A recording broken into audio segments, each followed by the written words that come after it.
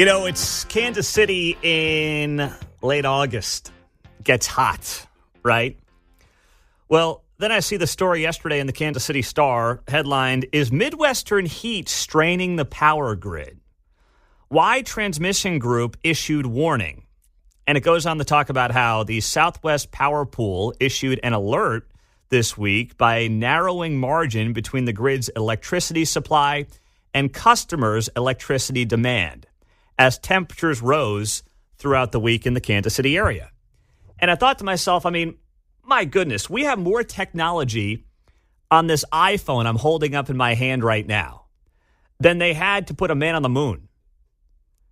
But somehow it feels like we are regressing when it comes to our ability to cool our homes when it's hot in August in Kansas City, which it has been since the beginning of time. So Mike Thompson, he's, of course, our expert on this issue, state senator in Shawnee.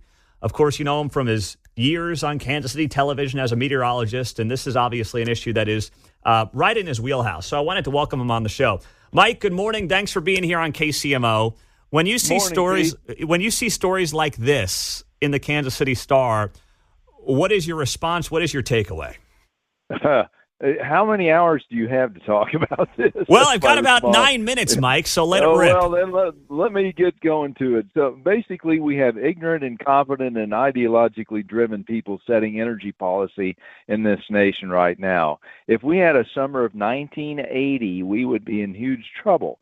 The problem is we have replaced reliable energy sources with unreliable, expensive, and inefficient energy sources. In other words, we are subsidizing wind and solar so much that we have not and will not build another coal plant or nuclear plant for that matter right now.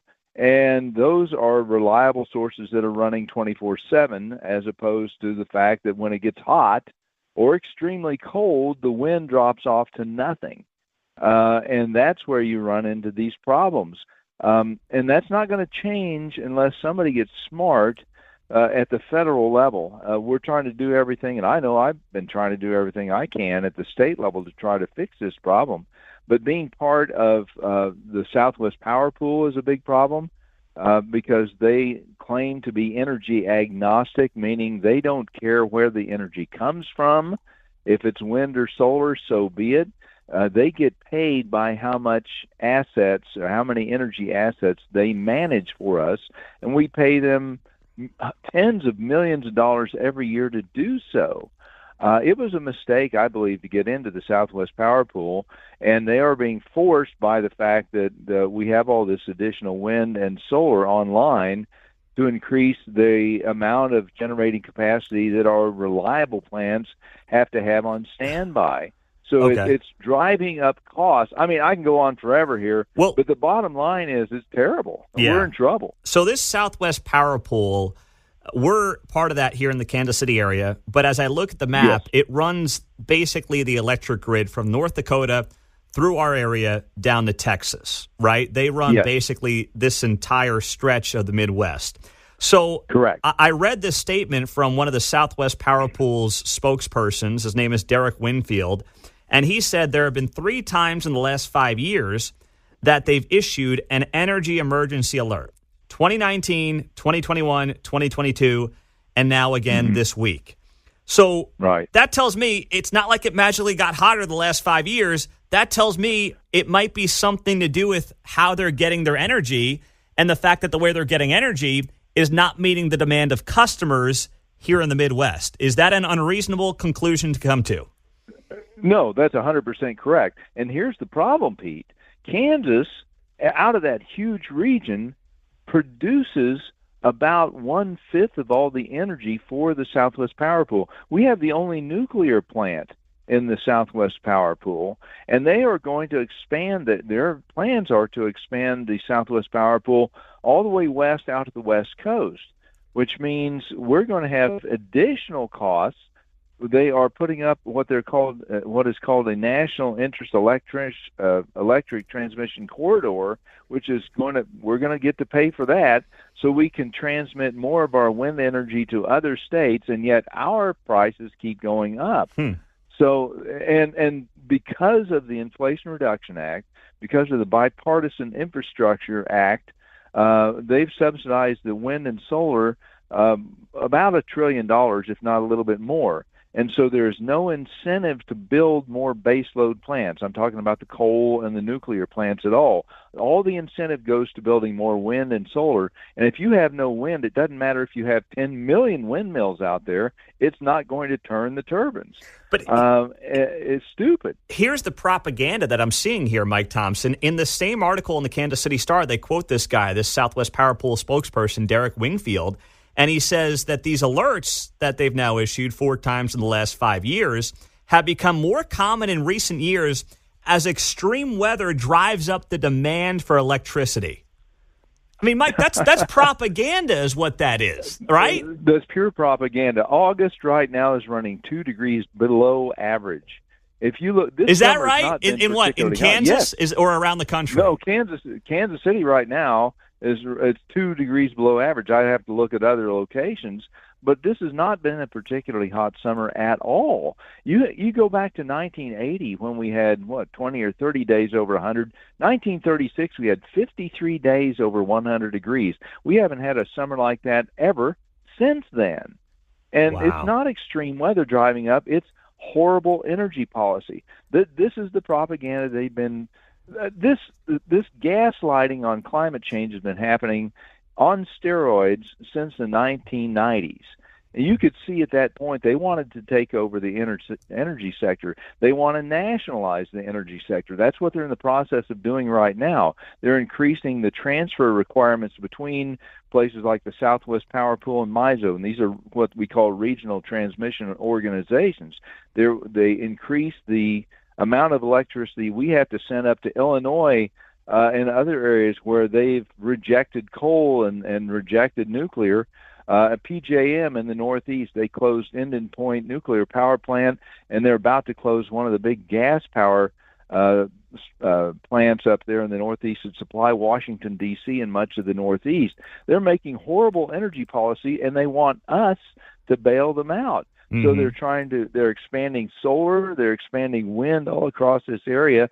So when the wind does blow, at times you get too much wind and you have to actually back down the baseload plants. So they're operating at a loss. So we are doing the exact opposite of what we should do. I mean, I can't believe that these guys haven't already fitted an aircraft carrier with sails and turned off the nuclear reactor. That's how stupid this stuff is. And you don't see any way, because why? These companies, like, you would think the company like the Southwest Power Pool would say, okay, we got a problem here and we've got to fix it. But you're saying they don't want to add nuclear and they don't want to add coal because they prefer the wind energy because that's what the feds are subsidizing them to do? Well, that's all that is happening right now. And you ask the Southwest Power Pool people, and they'll say, hey, well, it's not our problem. All we do is manage the grid. That's all they say, even though their charter is to provide efficient, reliable electricity at a reasonable cost. That's in their charter, but they're doing nothing to help that. They just absolve themselves of that by saying, hey, we'll just manage whatever resources we have.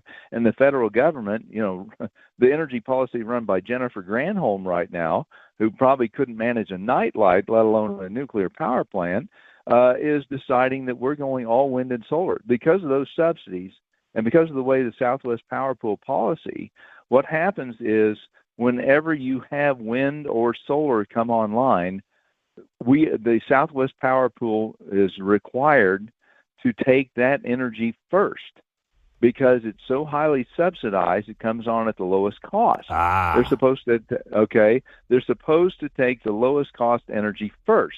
If you took all subsidies away, the lowest cost energy is coal. Okay, next is nuclear, and next is gas. Gas is more expensive. But you look at what's happened in Germany, where they have retired all their coal plants, all their nuclear plants. All they have in Germany is wind and gas. Their electric rates are 10 times higher than the United States. But that's where we are headed. In fact, the generation mix this morning on the Southwest Power Pool is primarily gas and wind. There's about 27 to 28% coal. and the nuclear power looks like it's running at about full out. Wolf Creek is running full out, so producing about 5% of the energy in the Southwest Power Pool this morning. So unless somebody gets smart and pushes back, we're going to pay for expanding the grid by 2 or 3 times to accommodate more wind and solar. And all if we don't change the policies of the EPA, which has been weaponized, we're going to see all the coal plants in the United States retire by between 2028 and 2030 in the next 4 to 6 years, which means we're going to be fully reliant on gas and wind. And they're trying to expand solar, but that has a capacity factor of about 10 to 15%, meaning it's only it's 85% inefficient. Wow. Wind at best is 75% inefficient. It's horrible what we're doing instead of a nuclear plant, for example, that's running full out most all the time, except when they have to shut it down for maintenance. Well, Mike Thompson, I know you're leading the way on this in Kansas, and we appreciate your voice. We appreciate you making sense of the nonsensical, and it's always great to have you on KCMO, my friend. Thanks for being here. Well, anytime, Pete. Thank you, sir. You bet. Mike Thompson doing great work, explaining that better than anybody here in the Kansas City area on KCMO. But yeah, if you read the Kansas City Star, it's like, oh, it's hot in Kansas City, so, climate change and stuff, and that's why you can't cool your house here, potentially, says the Southwest Power Pool. And the Southwest Power Pool, folks, they're telling the Star, oh, yeah, extreme weather is driving up demand for electricity. And Mike just put them to shame. It's 2 degrees cooler this summer than the average, or this month, than the average August in Kansas City. Stop selling me on that. Maybe you guys are doing something wrong. I know, it's a shocker. Talk about a bombshell.